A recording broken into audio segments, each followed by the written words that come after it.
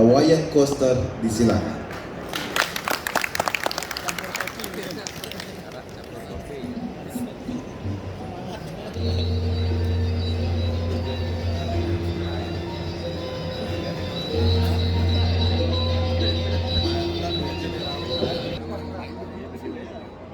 Om Swastiastu.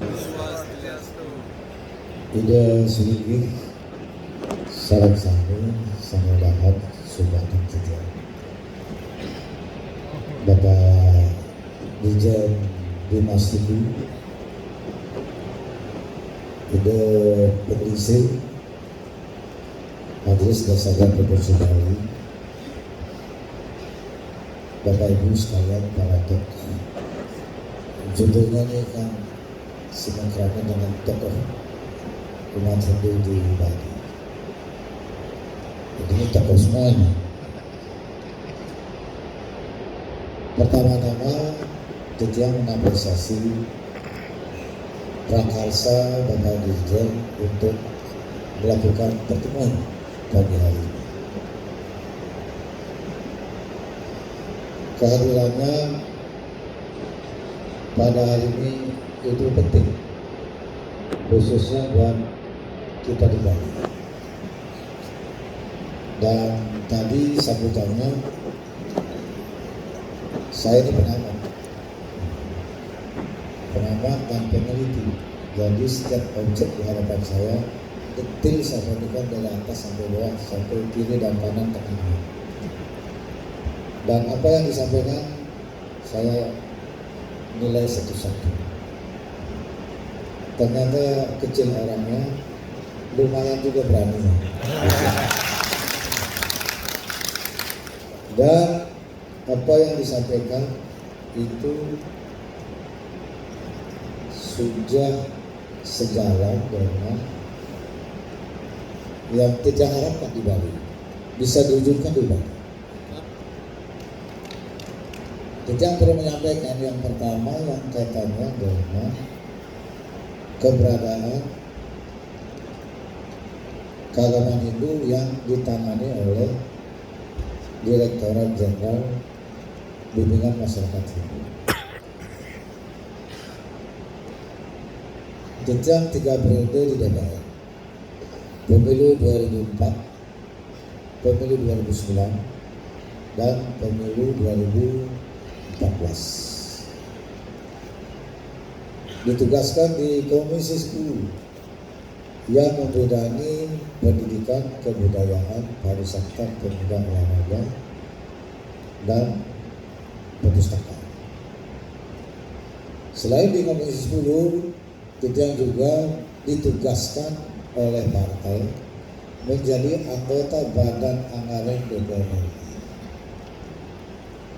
dari tahun 2006 sampai berakhir karena maju menjadi Gubernur Bali 2018. Tidak ada anggota DPR yang lamanya seketika menjadi anggota Badan Anggaran.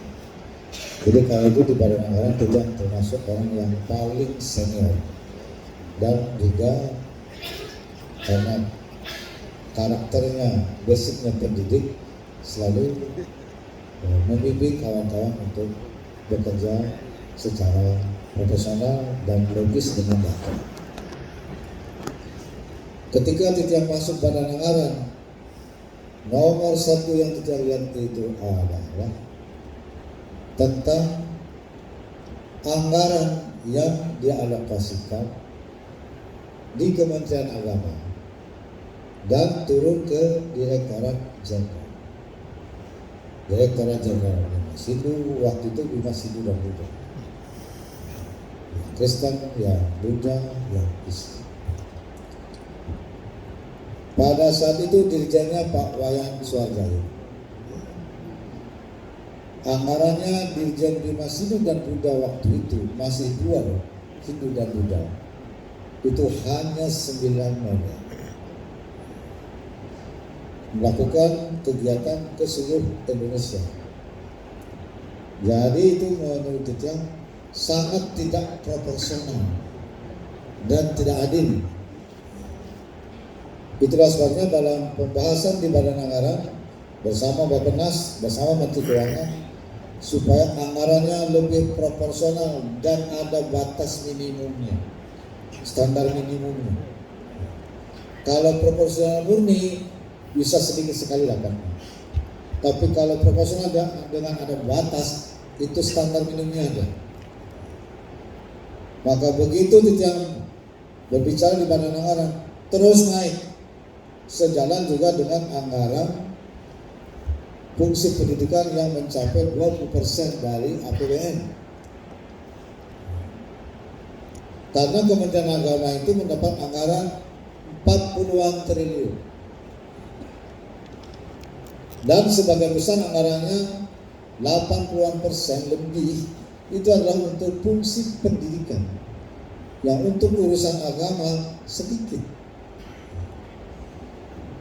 Itulah sebabnya waktu itu pertama yang kita pikir adalah segitu banyak anggaran fungsi pendidikan masuk ke Kementerian Agama, nyendogene mana?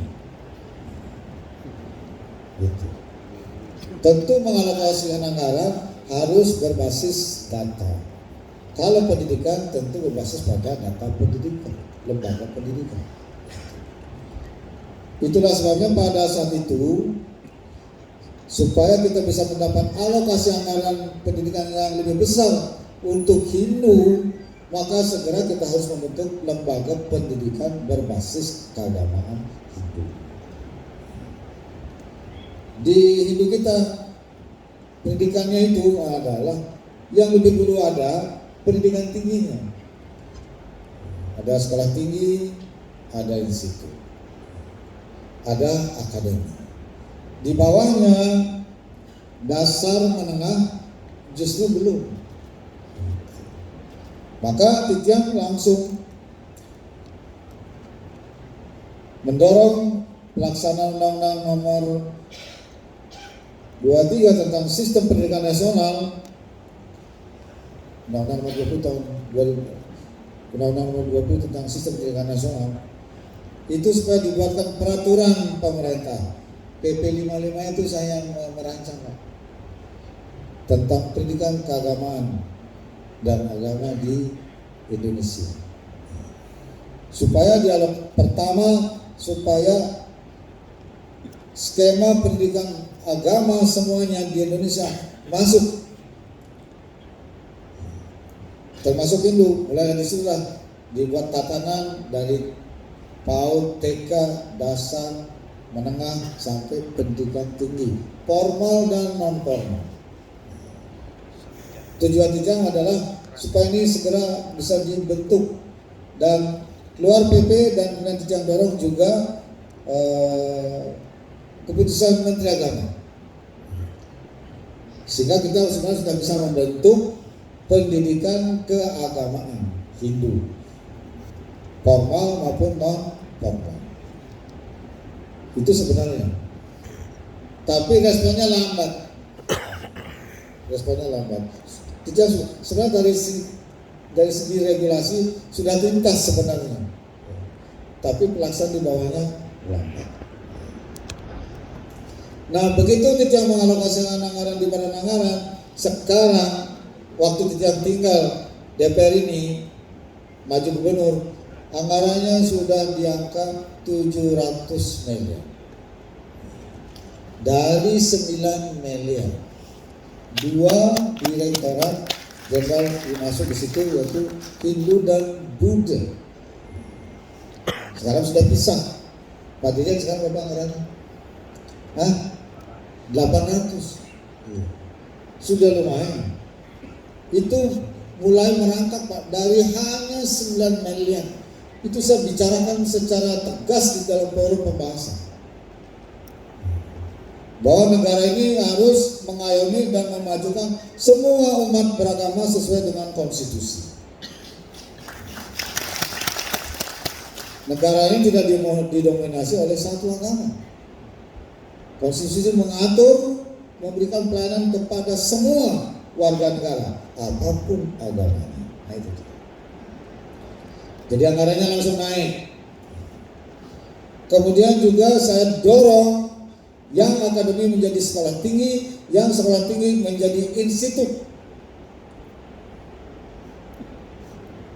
Bali, Sumut, Kalteng, Jawa Tengah ya, Jawa Tengah. Kita dorong menjadi sekolah tinggi, yang di Mataram lagi, kemudian di Sumatera Utara, kemudian di Kalimantan Tengah, dan Bali. Bali sudah naik jadi institut, kemudian naik lagi menjadi universitas. Semuanya itu saya tangani Pak, supaya Bapak-Bapak tahu, nggak ada lepas dari tangan saya itu semua. Saya datangi Menpang, saya datangi Mensesnek, saya datangi pendidikan tinggi kementerian untuk meningkatkan statusnya ini dari sekolah tinggi, dari akademi menjadi sekolah tinggi, dari sekolah tinggi menjadi institut, dari institut menjadi universitas, termasuk UHN Sugriwo yang di Bangli itu. Yang mengajukan pertama kali adalah Pak Dwi J. Waktu itu saya datangi Menpangnya, tanya tuh, saya datangi langsung Menpang. Saya langsung bicara dengan Deputi yang menangani struktur kelembagaan supaya cepat selesai. Jadi Universitas Hindu Negeri Sugriwa itu saya tangani penuh, termasuk yang buku turan di Belalang itu, dari akademi menjadi sekolah tinggi dan harus sudah menjadi institut. Akan saya dorong menjadi institut. Ini strategi kita di dalam rangka mengembangkan pendidikan keagamaan. Kalau sudah ada lembaga pendidikannya, maka anggarannya otomatis dia akan mengalir. Dan bagusnya adalah Kementerian Agama itu instansi vertikal. Plus minus, plusnya langsung menjadi tanggung jawab, kurangnya kalau kita punya aset, asetnya atas nama dia. Tidak ada masalah buat kita. Jadi itulah yang saya tangani. Dan untuk Bali, saya beri perhatian penuh. Nggak ada yang luput dari perhatian saya. Cuma belakangan ada yang ngaku-ngaku biasa gitu. Ada orang kerja, ada yang membicarakan orang kerja gitu. Tidak masalah. Kan di Betara tidak tidur. Tahu siapa yang kerja sebenarnya. Nah, sudah bagus. Tapi tadi Pak Dirjen menyampaikan ada hal yang bagus buat saya, membanggakan buat saya. Bagaimana agenda meningkatkan kualitas sumber daya manusia ini melalui lembaga pendidikan. Di kita adalah tentu lembaga pendidikan Hindu. Harus banyak kita punya pasrama, harus banyak. Rame-rame kita bikin pasrama supaya anggaran dari Kementerian Agama itu bisa kita alokasikan untuk pendidikan keagamaan. Kalau tidak ada, nggak bisa. Maka di Bali saya mendorong melalui desa adat membentuk pasrama. PAUD, SD, SMP, SMA. Kalau pentingnya sudah ada. Ini harus cepat. Maka Pak Berisagung, Kadis PRA, pikirin ini. Jangan gitu-gitu aja gitu. Kerja. Apa yang harus dikerjakan, kerjakan. Gitu. Supaya riset dari APBN itu bisa kita realisasikan, bisa kita dapat. Kalau tidak, lanjut semanapun. Nggak harus besar jadi begitu, nggak bisa kita minta-minta aja tanpa dasar, nggak ada, nggak mungkin. Lembaganya yang harus dibentuk, itu satu. Jadi Pak Dirjen saya dukung penuh. Yang kedua adalah dalam kaitan dengan pendidikan ini, khususnya buku pelajaran yang dia ada di kewenangannya Bapak itu terkait dengan buku pelajaran agama Hindu itu supaya isinya Hindu Nusantara. Begitu saya gubernur Pak, saya langsung membuat tim Pak, coba cek semua buku pelajaran agama dari SD sampai SMA, cek semua. Bukan Nusantara isinya Pak. Saya minta paparin satu-satu. Tahu saya. Maka saya minta Pak Dirjen waktu sebelum Bapak, Pak Handoko, ubah ini buku pelajarannya, saya bilang gitu. Baru uji coba katanya itu, langsung tindakan tapi uji coba. Nggak usah uji coba kok buku agama uji coba. Bikin aja sekalian udah itu Pak Dirjen bikin itu ya. Kerjaan pertama Bapak itu. Beresin nih, rapikan buku. Rapikan itu Pak. Ya kalau yang Jawa, yang biar Jawa dia Hindunya, yang Kalimantan Tengah ya sana budayanya, Sumatera juga budaya situ. Bali apalagi Pak.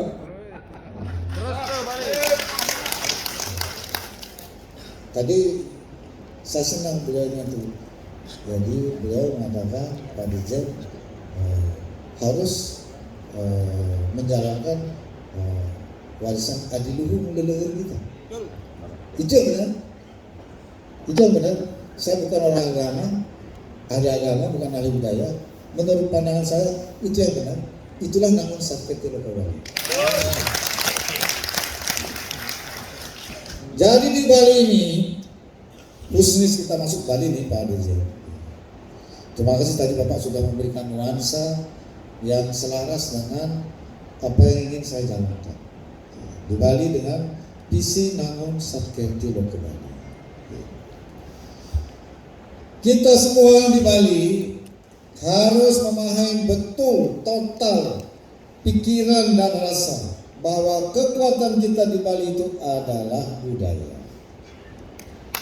Budaya yang berisi adat istiadat, berisi tradisi, berisi seni dan kearifan lokal.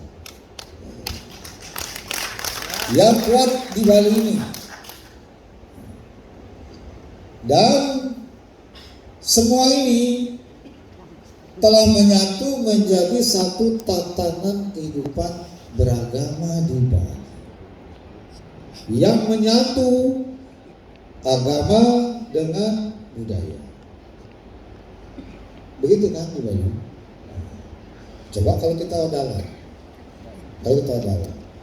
kan ada Banten dengan ekspresi seninya, ada buah-buahan yang ditata, kemudian ada janurnya, rapi segala macam dipersembahkan, kemudian pemangku atau sulinggi mengantarkan dengan doa ke beliaunya, dan kemudian ada tari-tarian, ada seni tari, ada musiknya, gamelan, ada berbagai macam tari yang sakral bahkan. Inilah yang menyatu di Bali ini. Maka adat dan agama di Bali dengan berbagai kekayaan budayanya tidak bisa lepas. Dan ini semua dijalankan di desa adat. Makanya di Bali itu kita nggak pernah khawatir budaya ini akan mati, karena terjaga dengan sangat kokoh melalui desa adat. Sepanjang oda-odalan di Bali, dengan Dresta Balinya, dengan tatanan Upakara Bali, ada tradisi seni budaya Bali, selama itu pula budaya ini ada, tidak akan pernah mati. Makin subur dia, makin berkembang dia. Inilah yang membedakan Bali dengan daerah lain. Inilah yang membedakan agama Hindu di Bali dengan agama lain. Tolong dipahami. Inilah yang membuat Bali ini menjadi metaksu, beraura, bahkan tengek. Jadi karena itu semua, kita harus disiplin tertib menjalankan tatanan kehidupan ini yang telah diwariskan oleh leluhur kita, guru-guru suci kita, bahkan sekarang sudah menjadi betah. Ada yang di Betaran Puku Utara, ada yang di Betaran ini semua. Jadi Bali ini sebenarnya ditata oleh orang-orang suci, Niberbuana, luar biasa. Dan diberikan tatanan, ada aksara Bali, ada busana Bali, dan ada tata cara kehidupan Bali. Itu yang saya tegakkan sekarang ini dengan Mangun Satu itu ke Bali. Inilah yang membuat Bali ini memiliki daya tarik. Kalau melihat Bali ini wilayahnya kecil plus keindahan alamnya, kalau dari segi keindahan alam yang sama atau yang lebih dari Bali itu banyak di Indonesia. Tapi kalau Bali dilihat dari segi kekayaan, keunikan dan keunggulan budayanya, senada dengan alam. Saya pastikan sudah itu. Dan yang sekarang tampak di permukaan yang kita jalankan ini baru sebagian, yang terpendam masih banyak, harus kita gali lagi. Itulah yang menjadi karakter jati dirinya kita orang Bali, nak Bali. Ini yang harus kita jalankan. Maka saya membuat Perda Desa Adat. Tidak gampang saya bikin Perda Desa Adat, karena ada yang menolak. Kalau gubernur tidak ahli politik di DPR, nggak keluar itu Perda Desa Adat. Saya katakan nggak keluar itu, nggak keluar itu, nggak akan keluar itu yang namanya pergub tentang Arab. Karena ini barang mewah. Jadi ini kita harus betul-betul memahami bagaimana kita memproteksi Bali, menjaga Bali, alam Bali, manusia Bali, dan kebudayaan Bali. Hanya kita yang punya tanggung jawab langsung tidak langsung untuk menjaga ini semua. Jangan diserahkan kepada orang lain, bahaya. Maka setiap kagum dengan ide sendiri semua. Tiap hari maupun tiap hari mendoakan alam ini supaya rahayu semua. Semua warisan inilah yang harus kita jalankan sekarang dengan tegak, dengan konsisten, dengan penuh keberanian dalam menghadapi dinamika perkembangan lokal, nasional maupun global. Maka saya keluarkan Perda Desa Adat, Pergub penggunaan busana adat, penggunaan dang Bali, penggunaan produk lokal Bali, semua. Apa yang saya jalankan ini sebenarnya adalah bukan hal yang saya temukan sendiri, tapi itu memang sudah ada jadi warisan dari leluhur kita. Tadi Pak Dirjen sudah mengatakan, itulah yang sering saya katakan. Leluhur kita ini jauh lebih jago, Pak. Lebih visioner, lebih berpandangan jauh ke depan. Coba pikir bagaimana beliau pertama kali menciptakan aksara Bali. Bagaimana beliau menciptakan tata kehidupan dengan tumpak uye, tumpak waringgo, tumpak wayang, segala macam tumpak itu. Membuat tatanan kehidupan, tari-tari tradisi ini segala macamnya. Kita sekarang sekolah tinggi-tinggi, dokter sampai profesor dokter, pernah nggak bikin aksara? Ya, pemenang Nobel pun nggak ada. Membuat aksara tandingan, dulu aksaranya ini Hanacaraka. Sekarang ada nggak ilmuwan yang bisa membuat aksara baru? Ya, jangan Hanacaraka, bikin yang lain. Itu yang dunia. Atau bikin ilmu bilangan, bukan 1, 2, 3, angka yang lain. Nggak ada kan? Semua kita terbawa arus kan. Nah sekarang ini sudah diberikan, tinggal kita menjaga. Kalau menjaga saja tidak bisa, kualat. Kalau menjaga, melestarikan, menggunakan saja tidak bisa, kualat. Kalau tidak menjaga desa adat di Bali, kualat sama tabi pekelun itu peketuran. Saya sangat istri sama beliau, sangat disayang karena tidak ada desa adat. Betul saya sama beliau, saya sangat curhat sama beliau. Kalau lagi ada masalah, ganti dah saya. Bertaruh kebetulan, taruh si gitu orang kiri, taruh si dia ada kasih, taruh si. Terus di semua. Jangan lupa tahu nih, saya ini udah menjalankan apa namanya tuh Rastiti Bakti 120 kali lebih. Dan di antara pura itu berulang menurut kepentingannya. Kalau untuk menghentikan COVID, mohon. Bagaimana membagikan pariwisata Bali, mohon. Bagaimana membagikan ekonomi Bali, mohon. Diberikan, dikasih tahu, Pak Gub nanti bulan Maret COVID berakhir benar. Maka sekarang udah beres ini COVID ini udah beres, udah aman. Sedikit pun saya nggak ada ragunya karena beliau udah bilang, nggak usah ragu, nggak usah ragu Pak Gub jalan, bohong. Ini satu, saya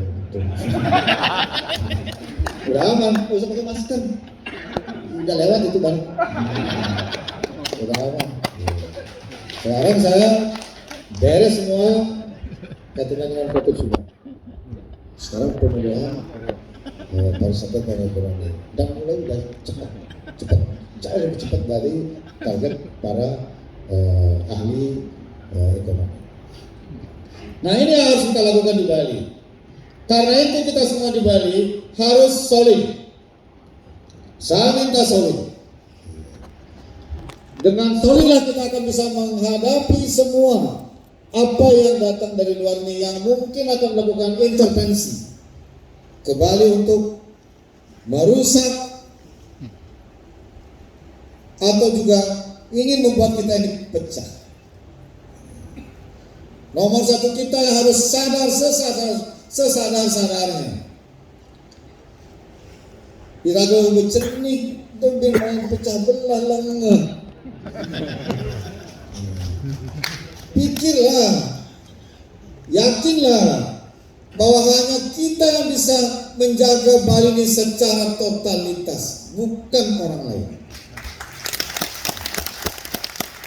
Dengan keseluruhan kekayaan alamnya, manusianya, dan kebudayaannya, nggak bisa kita berikan kepada orang lain.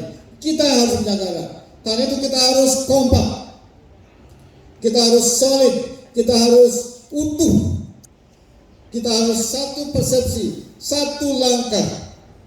Nomor satu buat kita di Bali adalah bagaimana menjalankan tatanan kehidupan berdasarkan Dresta Bali, adat Bali, tradisi Bali, seni Bali, dan kearifan lokal Bali yang sudah menjadi daya tarik masyarakat nasional maupun dunia. Lah kita udah dijadikan referensi menjadi daya tarik. Oh kita ikut-ikut keluar, gimana?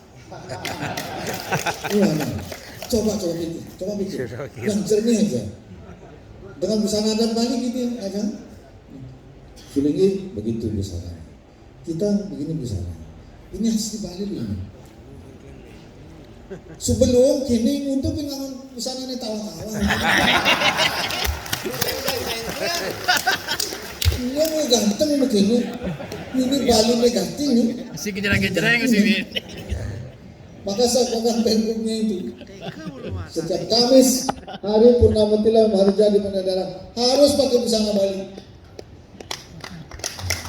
Tidak hanya untuk pegawai, untuk sekolah, tapi untuk semua karyawan termasuk hotel dan restoran.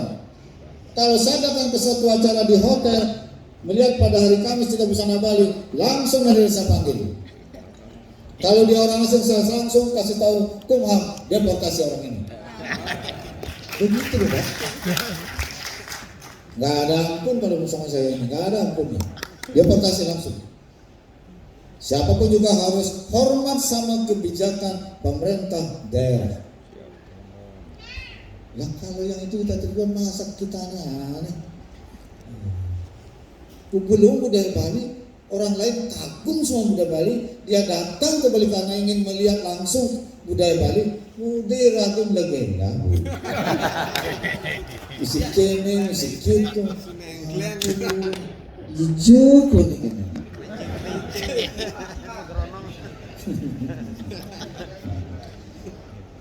Dan yang penting buat saya, yang perlu yang sampaikan adalah Bali ini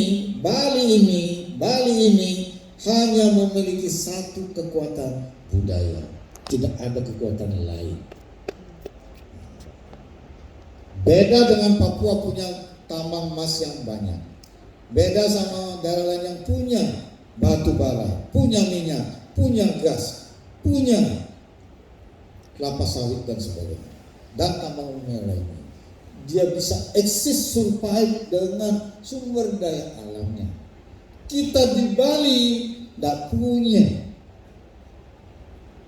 Kita hanya punya kekuatan budaya, anugerah yang luar biasa, yang tidak akan pernah habis. Kalau emas terus dicangkul tiap hari, tinggal nunggu waktu habis. Batu bara tiap hari dicangkul, dijadikan sumber pendapatan, lama-lama habis. Kenapa? Nggak bisa dibudidaya. Nggak ada bisa mencetak emas di situ lagi. Nggak bisa lagi mencetak batu bara, cetak gas, nggak bisa. Eksploitasi itu ada umurnya, habis dia. Yang lama-lama tinggal masalah lingkungan. Tapi kalau budaya, Asukara, plus minusnya kita di Bali ini diberikan anugerah budaya ini nggak akan pernah habis, karena dia nggak bisa dicangkul, nggak bisa dipindah ke tempat lain. Adanya di pikiran, adanya di rasa, dan adanya di kelompok-kelompok masyarakat. Dan kita syukurnya ada lembaga yaitu desa adat yang menjaga ini. Makanya anonim terus ada odalan dengan cara tatanan kehidupan budaya di Bali, tradisi di Bali. Selama itu pula lah budaya ini ada di Bali. Jangan pernah khawatir.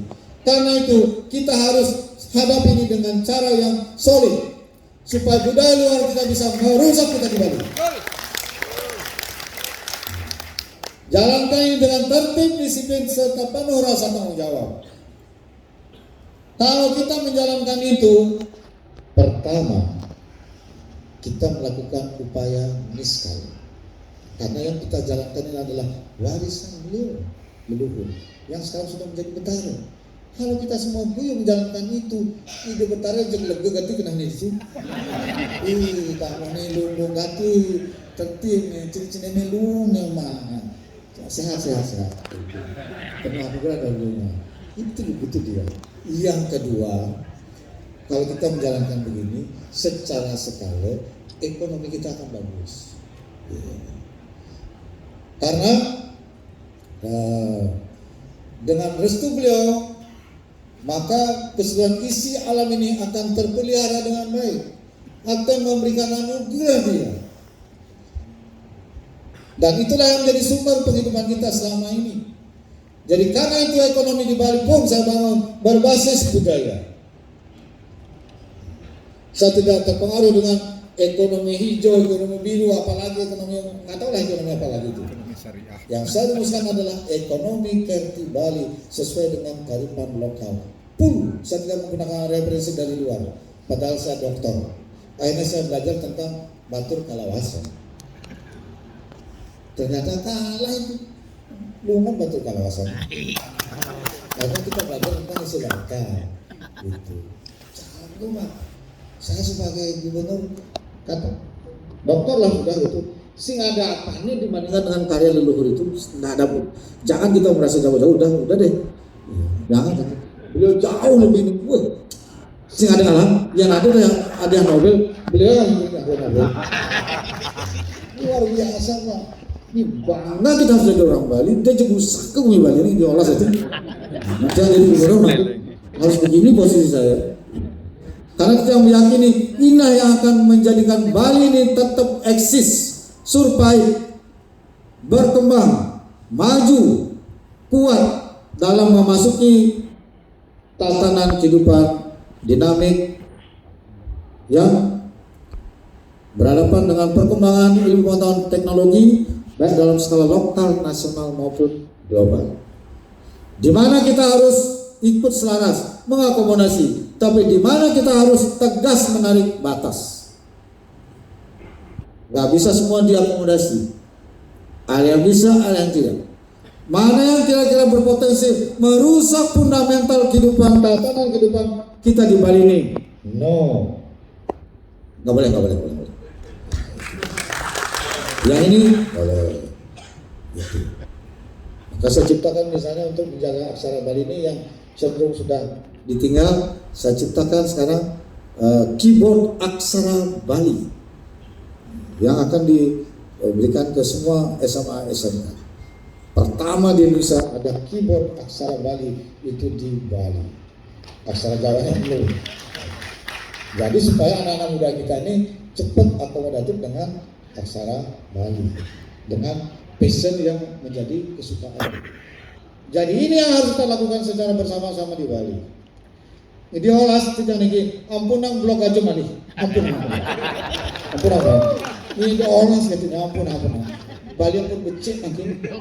Mulai sekarang tertata dengan namun sakit ke Bali ini membuat daya tarik luar biasa.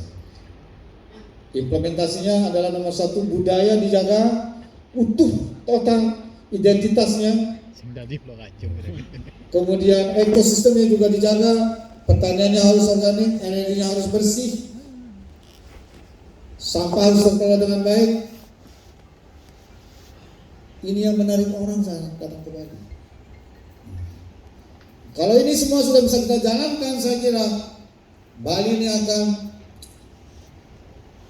Bali yang kawista, Bali yang tam tata titi tentram keteraja, Bali yang gemahripa loh jinawi. Untuk periode pertama ini kepemimpinan sebagai gubernur 4 tahun ini meletakkan dasar-dasar pelaksanaan naon sakit tidak kembali dalam rangka memperkuat fundament kehidupan masyarakat Bali dengan adat, tradisi, seni budaya serta kearifan lokalnya. Satunya, Astrokarya periode kedua itu akan membangun ekonominya lebih fokus dan lebih terarah. Yang betul-betul ekonomi berbasis sumber daya lokal Bali. Kita perlu menyampaikan apa yang membuat kita ini bisa survive ke depan, bisa bertahan ke depan, bisa bersaing ke depan. Satu, kita harus berdaulat di bidang pangan. Bukan lagi ketahanan pangan, berdaulat di bidang pangan. Mampukah Bali? Mampu. Saya sudah petakan. Saya sudah punya neraca pangan. Yang kedua adalah kita harus berdaulat di bidang air. Punya nggak kita air untuk kehidupan kita? Punya. Melebihi sebenarnya. Yang harus kita jalankan adalah distribusi air. Yang ketiga adalah berdaulat di bidang energi. Dengan energi bersih. Buat saya tidak cukup lampu menyala. Dari mana lampunya menyala? Energinya dari mana? Dan sumber energinya apa? Dan Bapak tahu Bali ini memiliki ketersediaan energi 1150 megawatt, 340 megawatt dari Python, dihubungkan melalui kabel bawah laut. Buat saya mikir kabel bawah laut itu risikonya tinggi. Yang ada nak jahil, ngabe tandik, nggak sampai setengah jam Pak belak kali Pak. Pemadaman berdiri Pak. Maka saya membangun pembangkit tenaga listrik di Bali ini untuk menjadikan Bali mandiri di bidang energi. Yang dari Python itu akan saya jadikan reserve sharing atau cadangan. Sekarang mulai saya bangun pembangkit. Dan bukan pembangkit listrik bahan bakar batu bara atau fosil, tapi bahannya adalah energi baru terbarukan, minimum gas, supaya alam Bali ini bersih, tidak kena polusi. Itulah yang membuat Bali ini sekarang sangat dicintai oleh masyarakat dunia karena berani menerapkan energi bersih secara total. Satukan kebijakan dengan peraturan gubernur.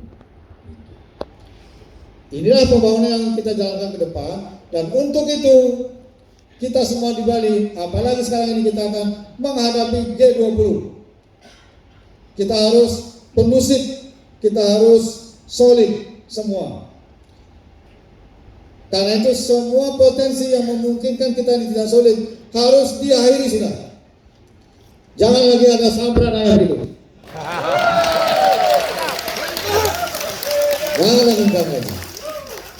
Benar-benar rukun jalan-jalan aneh sebuah diberikan oleh leluhur kita, itu saja yang dijalankan. Udah pun aneh tahu-tahu benar.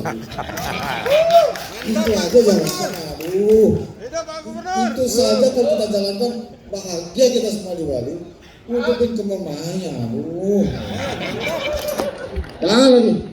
Ketika saya menerima pariwisata Bali, sudah saya tekankan, pariwisata di Bali ini harus menjadi lembaga untuk menyelesaikan masalah, bukan untuk membuat masalah. Dan tidak boleh lagi ada urusan sampradaya di situ. Mantap, lo gundul. Saya tegas itu.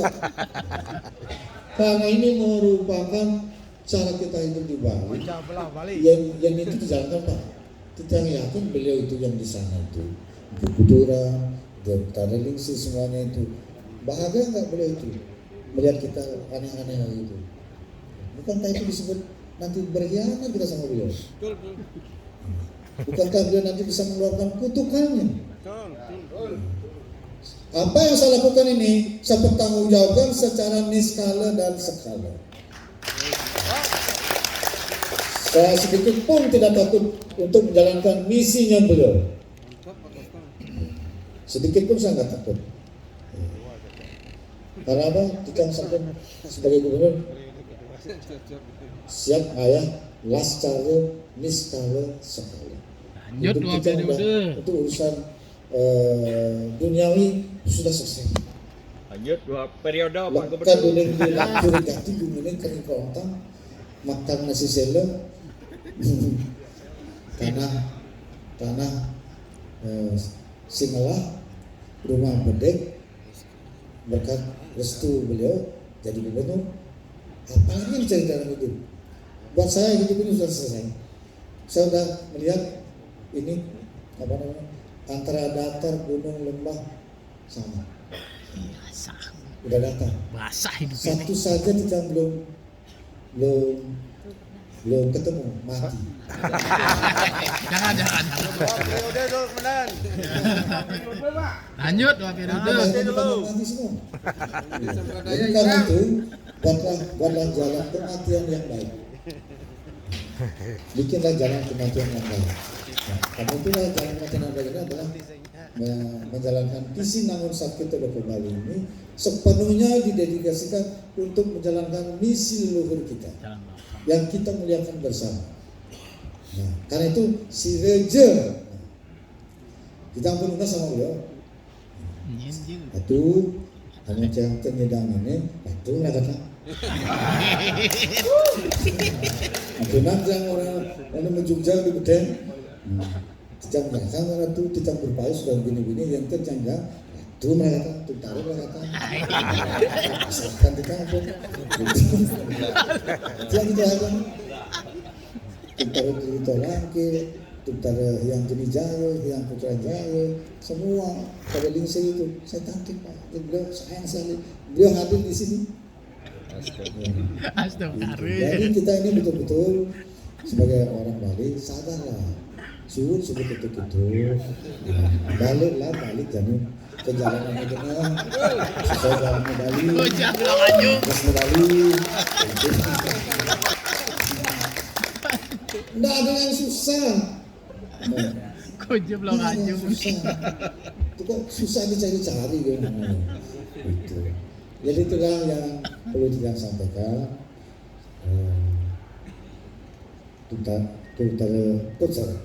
Tutanda sama-sama. Jadi yang ini bicara keras karena kita bertanggung jawab terhadap bumi Bali nih sebagai gubernur Bali.